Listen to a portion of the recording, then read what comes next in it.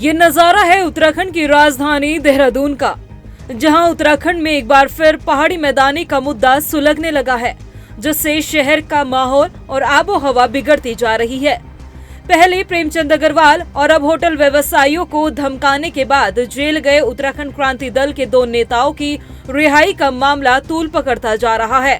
जहां एक तरफ व्यापारी संघ व्यापारियों के साथ हो रही घटनाओं को लेकर एकजुट होकर पुलिस प्रशासन से सुरक्षा की मांग करते हुए नजर आ रहे हैं, तो वहीं यूकेडी ने देहरादून में एसएसपी कार्यालय में विरोध प्रदर्शन करते हुए पुलिस प्रशासन के खिलाफ जमकर नारेबाजी की।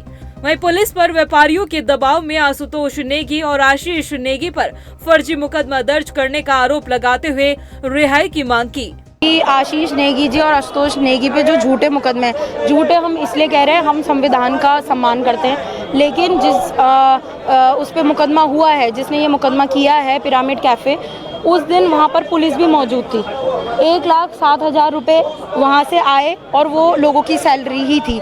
तो जब पुलिस मौजूद थी तो पुलिस के सामने या तो पुलिस ने क्यों नहीं उस टाइम एक्शन लिया। इतनी कमज़ोर हमारे राज्य की पुलिस हो गई है कि उनके सामने कोई भी जबरन वसूली कर रहा है। इतने टाइम बाद आके आप एकदम से उन्हें, और कल सुबह ही उन्हें उठाया नहीं गया, परसों रात से पुलिस उनकी दबिश में लगी हुई थी। कई होटलों में छान किया है पुलिस ने, और जैसे ही वो सुबह अपने घर आए पुलिस उन्हें वहाँ से लेके गई।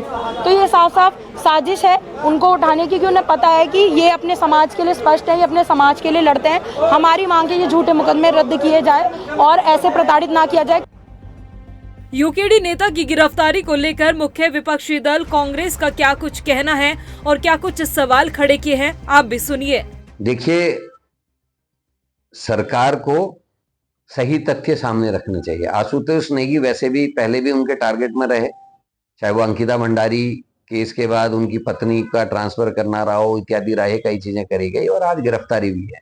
अगर रंगदारी की बात सही है तो उसके सबूत पेश किए जाने चाहिए, और नहीं है तो ये अन्याय है और मुझे लगता है कि ये आवाज दबाने की कोशिश है। वहीं बीजेपी विधायक विनोद चमोली का कहना है कि लोकतांत्रिक तरीके से यदि बात रखी जाए तो सराहना होगी, और नियमों का यदि उल्लंघन किया जाएगा तो कानूनी कार्यवाही निश्चित तौर पर तय है। मेरा ये कहना है कि राजनीतिक कार्यकर्ता के लिए भी कुछ मर्यादाएं तय हैं, कुछ लाइन खींची हुई है। अगर हम उन मर्यादाओं में रहते हुए लोकतांत्रिक तरीके से अपनी बात रखते हैं तो निश्चित तौर पर उसकी सराहना होगी। अगर उस मर्यादा को किनारे रख के और हम उस लाइन को पार करके हम अपराध की श्रेणी में अगर चले जाएंगे तो निश्चित तौर पर अगर अपराध होगा, घटित होगा, तो उस पर कानूनी कार्रवाई भी होगी, क्योंकि सब चीज़ों के नियम कानून तय हैं। तो हमको भी देखना पड़ेगा कि हम सार्वजनिक कार्य करते हुए, सामाजिक कार्य करते हुए कहीं वो लक्ष्मण रेखा तो नहीं रांग रहे हैं, तो उस लक्ष्मण रेखा का ध्यान सभी राजनीतिक दल के सभी कार्यकर्ताओं को रखना चाहिए।